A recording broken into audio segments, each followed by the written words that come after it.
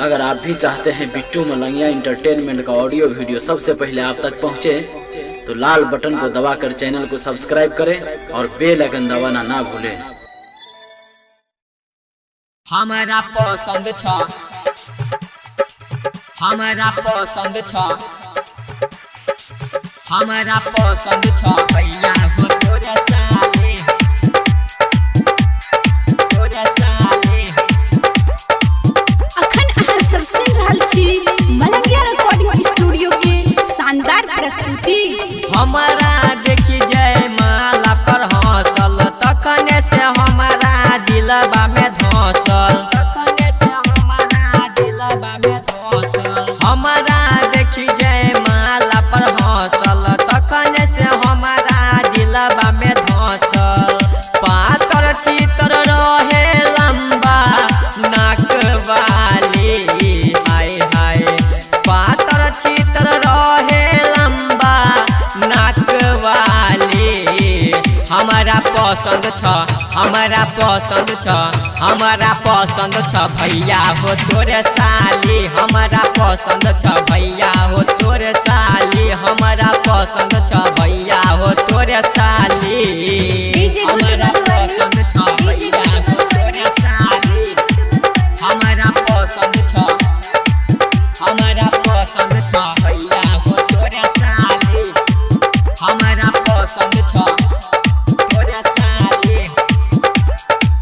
Mix by Bittu Malangiya. मिले खातिर हमके बुलबले छत के ऊपर, सूट सलवार में लागे बड़ी रे सुपर, बड़ी रे सुपर। मिले खातिर हमके बुलबले छत के ऊपर, सूट सलवार में लागे बड़ी रे सुपर। बड़ी शोभत रहे ओकर कानवाली, बड़ी शोभत रहे ओकर कानवाली। हमारा पसंद छ, हमारा पसंद छ, हमारा पसंद छ भैया हो तोरे साली। हमारा पसंद छ भैया हो तोरे साली। हमारा पसंद छ भैया हो तोरे साली। हमारा पसंद छ भैया हो तोरे साली। हमारा पसंद छ, हमारा पसंद छ भैया हो तोरे साली। हमारा पसंद छ। अखन अहाँ सब सुन रहल छी मलंगिया रिकॉर्डिंग स्टूडियो के शानदार प्रस्तुति।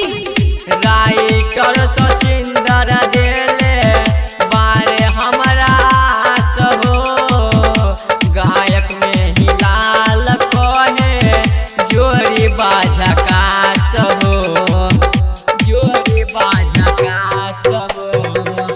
राइटर सचिंदर देले बारे हमारा आस हो, मेहिलाल यादव कहे जोरी बाझकास हो।